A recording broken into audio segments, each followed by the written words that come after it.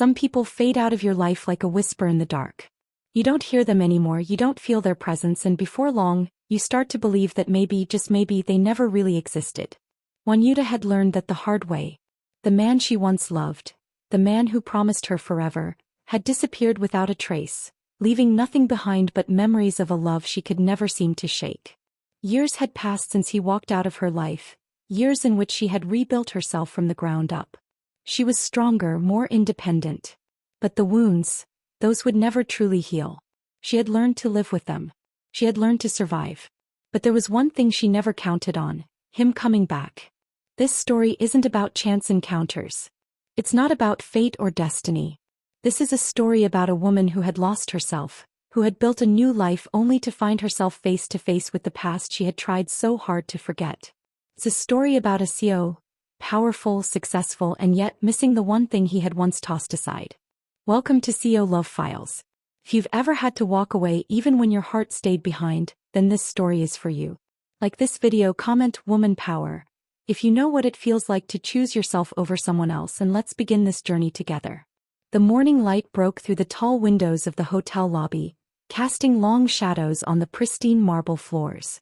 It was the kind of luxury that felt almost cold, detached, yet every corner held stories. Wanuta stood there, dressed in her uniform with her cleaning cart in tow. She moved with quiet purpose, blending in like a shadow, unseen by most who passed by. Her life had become a routine, a series of monotonous actions meant to erase the pain of the past. She wasn't the woman she used to be, not the one who had dreams of a grand future with him. That woman had died years ago. Now she was just a cleaner, a mere background figure in a world she no longer felt part of. But even in the coldness of her work, she found a sense of pride in what she had become. Each sweep of the mop, each scrub of the counter, was a small act of defiance against the life she had been forced to live. She was still here. She was still surviving. Her thoughts were interrupted when a colleague, a younger woman with a mischievous smile, approached her. "You're needed upstairs," she said, handing her a new assignment. "Penthouse. VIP suite." The words hit her like a punch to the gut. It was a rare task, and it was the last place she wanted to go. But duty called, and she had no choice but to obey. As she walked down the hallway, her heart started to race. The air here was different. The hotel's top floor was sleek, polished, almost too pristine. She felt small, insignificant in the midst of all this luxury. And yet there was something else, a feeling she couldn't quite place. Something she hadn't expected. The door to the penthouse suite was just ahead. She took a deep breath and pushed it open. The penthouse suite was everything she had expected. Elegant, lavish, and cold in its perfection. Every surface was spotless, reflecting the wealth and status of its occupant. The room smelled faintly of expensive perfume, and there were signs of a long night: scattered papers, a half-empty glass of wine, a tailored suit hanging on the chair by the window. Wanuta stepped inside, her cleaning cart rolling behind her with a squeak of the wheels. She looked around, taking in the details. She had cleaned suites like this before, but this one felt different. There was something about it, something that set it apart from the others. Her eyes wandered to the floor-to-ceiling windows, where the early morning sun reflected off the city's skyline. The view was breathtaking. But it wasn't the view that caught her attention. It was him. There, standing by the window, was a man she had not seen in years. Reygard. The man who had once promised her the world. The man who had broken her heart. He was taller than she remembered, broader, more powerful, and impossibly handsome. He stood there as if the years hadn't touched him at all. Her breath caught in her throat. She couldn't move. She couldn't speak. All she could do was stand there, staring at the man who had once been her everything and now felt like a stranger. Reygard turned, sensing her presence, and his eyes locked onto hers. Time seemed to freeze. It had been years, but nothing had changed. He was still the man who had left her without a word. And she was no longer the same woman. She was no longer the one who had waited. She had rebuilt herself from the ground up, and in that moment she knew that she didn't need him. Not anymore. That night, the sky seemed to be a silent witness to a separation that would tear two hearts apart. The rain poured heavily as if crying with them, soaking the sidewalk that looked empty and still. The roar of the wind could be heard amidst the relentless downpour, creating a mood so somber that it felt suffocating. Wanuta stood beneath a dim streetlight, her face wet with rain, mixing with the tears she had already shed. In front of her stood Reygard, with an empty gaze that pierced deep into her soul. She could still recall every moment of that night as if it were etched into her memory. They stood facing each other from two different worlds. Wanuta, fragile and vulnerable, could feel her world crumbling before her eyes. Reygard, the man she once loved, stood strong and confident, but deep within his eyes, Wanuta could see something missing. Something that once had been there, something that made her feel as though they were one. Reygard, Wanuta's voice trembled, trying to suppress the suffocating tension that had settled in her chest. You promised you would always be with me. Why is this happening? She clutched his hand as if holding it could stop time, stop fate from sweeping them away. Reygard took a deep breath, his eyes closing for a moment as though searching for the right words. When they opened, a sadness gleamed in his eyes, though he tried to hide it. Wanuta, he replied, his voice hoarse as though the weight of the world was on his shoulders. I can't do this anymore. I have to go. I have to chase my dreams. I can't be what you need. Wanuta fell silent, his words stabbing her heart deeper than anything she had ever felt. Dreams? Was that more important than the love they shared? Was it more valuable than the future they had planned together? So this is all about your career? Wanuta asked, her voice barely audible, her lips trembling. Reygard nodded slowly. I want to give us a better life. But I can't do it if I stay here, tied to the past. Wanuta's eyes filled with tears again, but she tried to remain strong. So I'm your past now? I'm not important enough to be fought for? She asked, her voice rising, though deep down she feared losing control. No, that's not it, Reygard responded quickly, but his tone was weary. I don't want to hurt you, Wanuta. I love you, but I can't give you what you need right now. I have to go. Wanuta stood still, feeling something inside her slowly slip away. Every word Reygard spoke was like a thorn digging deeper into her heart. So this is just about me understanding? She asked, her voice almost inaudible now. I'm supposed to understand that you've chosen to chase something unseen, while I'm just here, waiting? Reygard bit his lip, guilt growing in him. I can't change Wanuta, he said quietly. I can't be what you expect. Wanuta stood motionless, her tears falling once more, but now she didn't need his protection or his touch. She was strong enough to face the truth. Slowly she let go of his hand, stepping back as her heart weighed heavy. So is this the end of us? She asked, her wet eyes gazing at him with feelings she couldn't put into words. Reygard stood silent, struggling to find the right words. There was an emptiness that spread between them. Both knew that, though they stood in the same place, they were worlds apart. Wanuta took a deep breath, and for the first time she felt that it was time to let go. Not because she didn't love Reygard, but because she realized that love shouldn't be a burden. Love shouldn't make you feel like something left behind, something only needed when convenient. Love should give you strength, not take it. Without saying another word, Wanuta turned and walked away, leaving Reygard standing alone in the rain, still. Her steps were heavy, but her heart knew this was the right thing to do.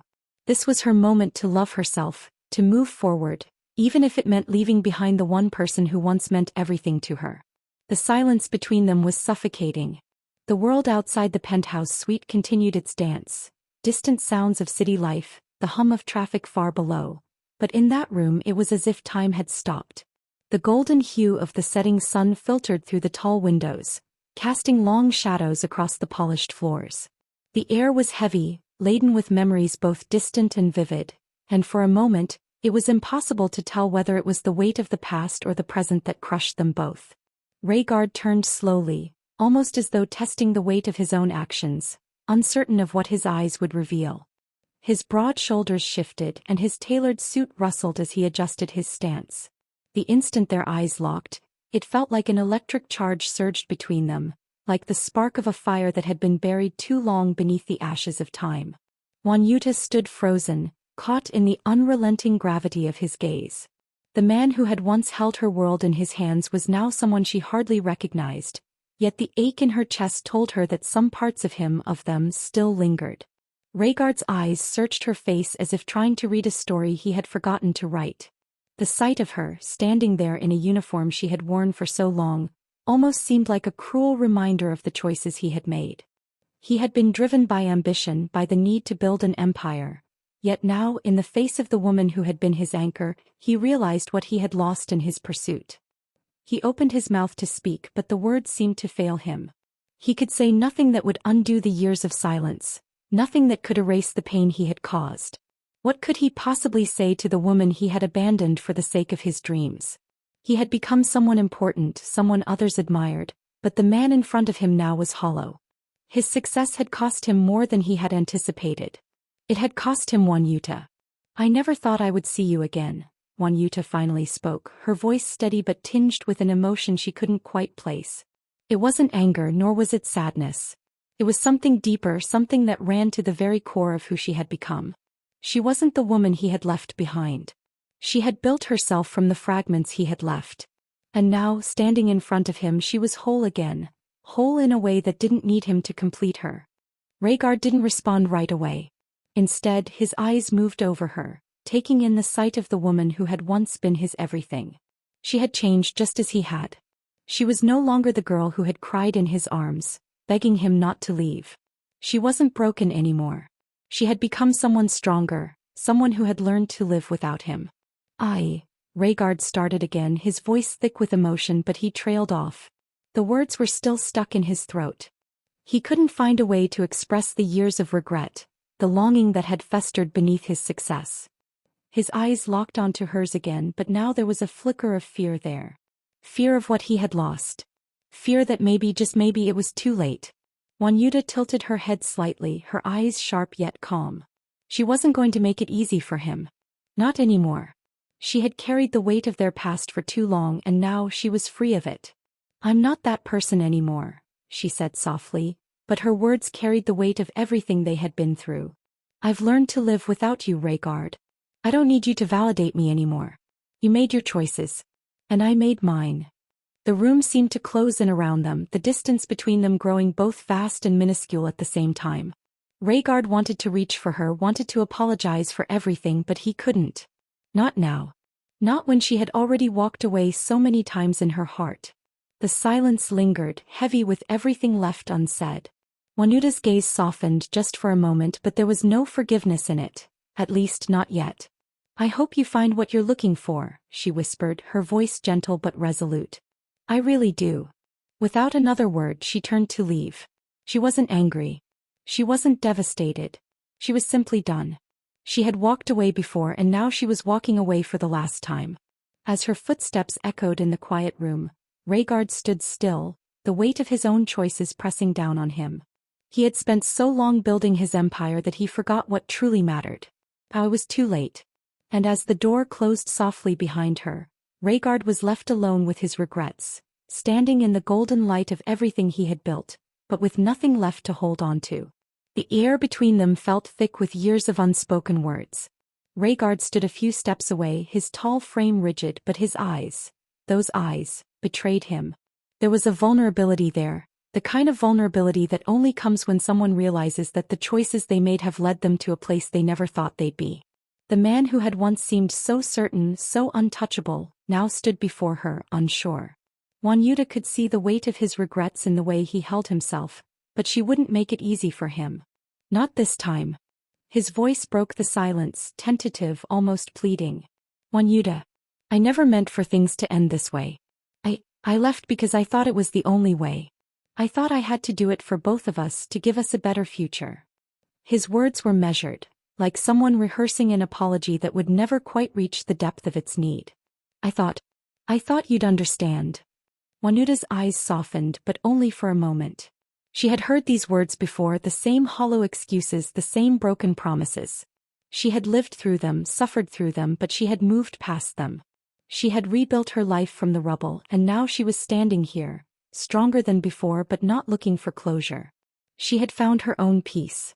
"You thought?" she repeated, her voice quiet but strong. There was no anger in her tone, no fury, only a calm understanding that seemed to shake Reygard more than any shouted accusation could. "I don't need you to explain your decisions, Reygard. You made them. You chose to walk away, and I had to choose to survive." He flinched at her words as if they were a slap, and for a moment, Wanuta wondered if he had ever truly understood what he had done to her. She wasn't angry anymore. Anger was a luxury she couldn't afford. The betrayal had been too deep for that. But the hurt, it lingered not in the way she thought it would. It had transformed into something else entirely. It was no longer a wound, but a scar that marked her growth, her strength.